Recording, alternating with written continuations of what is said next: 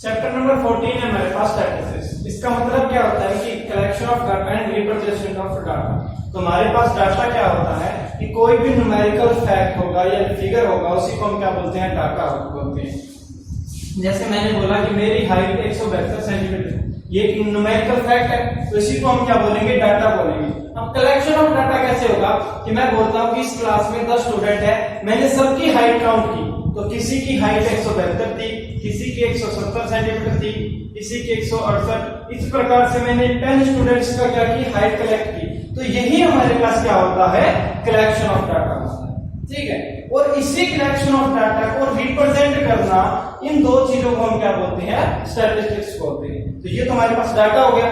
अब ये डाटा भी दो प्रकार का होता है हमारे पास, एक होता है प्राइमरी डाटा और एक होता है सेकेंडरी डाटा। अब प्राइमरी डाटा कौन सा होता है, जो डाटा हम खुद कलेक्ट करते हैं। जैसे मैं क्या कर रहा हूँ, 10 स्टूडेंट्स की हाइट को क्या कर रहा हूँ, मेजर कर रहा हूँ, तो ये मेरे पास क्या होगा, प्राइमरी डाटा होगा, क्योंकि मैंने खुद कलेक्ट किया। सेकेंडरी डाटा क्या होगा कि हम किसी का और कलेक्ट किया हुआ डाटा, उसमें से अपना डाटा उठाएंगे। जैसे मैं कहता हूं कि मेरे पास इंडियन पोएट्स है, उन्होंने एक बुक्स लिखी हुई है, तो मैं किन्हीं 10 पोएट्स का क्या करता हूं, नाम लिखता हूं यहाँ पे, और ये बताता हूं कि इन्होंने कितनी कितनी बुक्स लिख रखी है। तो अब आप में खुद तो काउंट नहीं कर सकते कि कितनी कितनी, हम कहीं से डाटा उठाएंगे, तो वो जो डाटा हम कहीं और से उठा रहे हैं, उसी को हम क्या बोलते हैं, सेकेंडरी डाटा बोलते हैं। ठीक है, तो ये हमारे पास सेकेंडरी डाटा हो जाएगा। फिर इस डाटा को रिप्रेजेंट कैसे करते हैं, तो हमारे पास इसको रिप्रेजेंट करने के कई मेथड हैं, वही इंपॉर्टेंट है। सबसे पहले तो होता है हमारे पास रो रिप्रेजेंटेशन। जैसे कि मैं बोलता हूं कि मेरे पास 10 स्टूडेंट्स की हाइट है, तो मैंने 10 स्टूडेंट्स की हाइट डायरेक्ट लिख दी, इसी को क्या बोलते हैं, रो रिप्रेजेंटेशन बोलते हैं। ठीक है, उसके बाद आता है group representation, group data representation,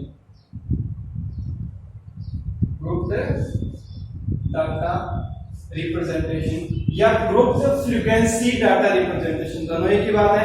group का मतलब क्या है कि हम ग्रुप बनाते हैं। जैसे मैंने बना दिया कि 160 से 165 सेंटीमीटर हाइट वाले स्टूडेंट्स, 160 से 165 वाले स्टूडेंट्स के मेरे पास है 3, यानी कि 3 स्टूडेंट्स की हाइट 160 और 165 के बीच में।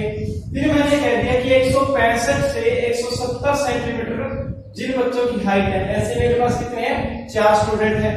और उसके बाद 170 से 175 सेंटीमीटर वाली हाइट वाले बच्चे कितने हैं मेरे पास, यहाँ पे 3 स्टूडेंट्स।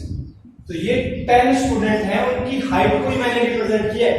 लेकिन अब ये जो रिप्रेजेंटेशन है, ये कैसा रिप्रेजेंटेशन है, ये ग्रुप्ड डाटा रिप्रेजेंटेशन है, ग्रुप्ड फ्रीक्वेंसी डाटा रिप्रेजेंटेशन। ठीक है, तो एक होता है हमारे पास डायरेक्ट रो रिप्रेजेंटेशन, एक होता है ग्रुप्ड फ्रीक्वेंसी रिप्रेजेंटेशन। ठीक है, इसी के अंदर आप एक टैली मार्क यूज करते हैं।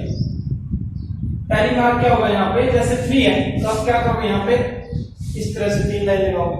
4 है तो आप क्या करोगे, यहाँ से 4 लाइन लगाओगे। 3 है तो आप यहाँ पे 3 लाइन लगाओगे। फिर अगर यहाँ पे 4 के बजाय 6 होता तो आप क्या करते हैं, यहाँ से ये 4 हो गया, ये ऐसे लगाओगे, ये हो जाएगा 5, और फिर आप एक करोगे 6।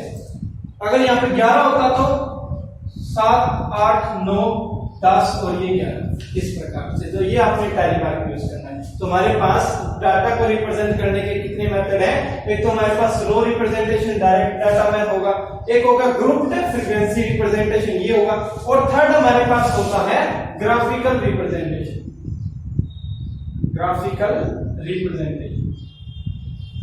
तीसरे में हम क्या करेंगे, इसी डाटा को क्या करेंगे, ग्राफ की हेल्प से रिप्रेजेंट करेंगे। ठीक है, तो हमारे पास 3 तरह के ग्राफ होते हैं। एक तो होता है हमारे पास पॉलीगन ग्राफ, एक होता है बार ग्राफ। ठीक है, तो अगर हम क्या करते हैं, इस प्रकार से डाटा को रिप्रेजेंट करते हैं,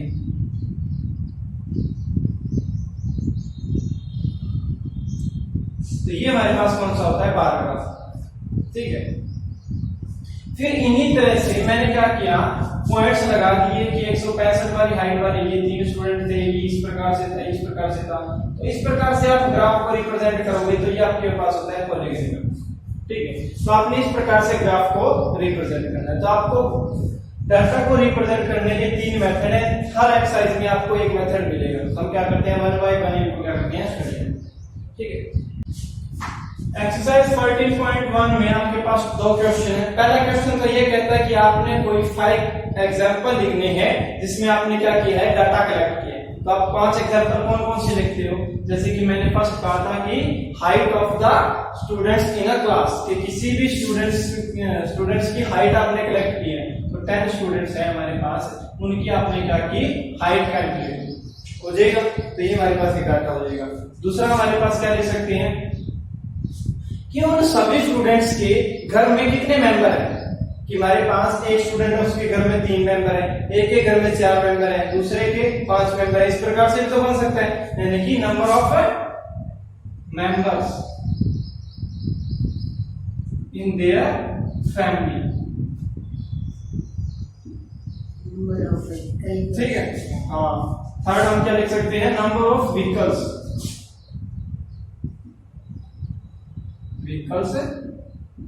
इन देयर हाउस हो सकता है। ठीक है। फोर्थ क्या लिख सकते हैं हम, number of books on their bags, उनके बैग्स में कितनी कितनी बुक्स हैं। ठीक है, number of books in their bags हो जाएगा। फिर तो मैं ये लिख सकता हूं कि हमारे पास 10 पॉइंट्स हैं। ठीक है, उन्होंने कितनी कितनी बुक्स लिखी है नेचर के ऊपर। ठीक है, यानी कि number of books written by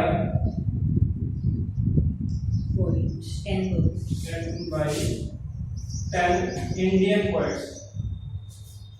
Indian poets लिखेंगे ना, वैसे तो बहुत सारे ऑन नेचर, प्रकृति के ऊपर उन्होंने कितने किताबें लिखी। ठीक है, तो आपके पास ये हमारे पास क्या होगा, डाटा का कलेक्शन हो। ठीक है, फर्स्ट क्वेश्चन इतना करना है। क्वेश्चन नंबर सेकंड में ये कहता है कि आप इनमें से सेपरेट करो कि प्राइमरी डाटा कौन सा है, सेकेंडरी डाटा कौन सा है। तो आप क्या करोगे, हाइट है तो मेजर कर सकते हैं। ये क्या होगा, हमारे पास प्राइमरी डाटा होगा। Number of member in their family, ये हमारे पास क्या होगा कि हम या तो किसी रजिस्टर में से काउंट करेंगे, अब हर घर घर जाके हम काउंट करेंगे। ठीक है, तो ये हमारे पास क्या होगा, सेकेंडरी डाटा होगा। या हम उन सबसे पूछेंगे कि आपके घर में कितने मेंबर हैं। ठीक है, तो हम कहीं और से उठा रहे हैं ना डाटा, तो ये हमारे पास सेकेंडरी डाटा हो गया।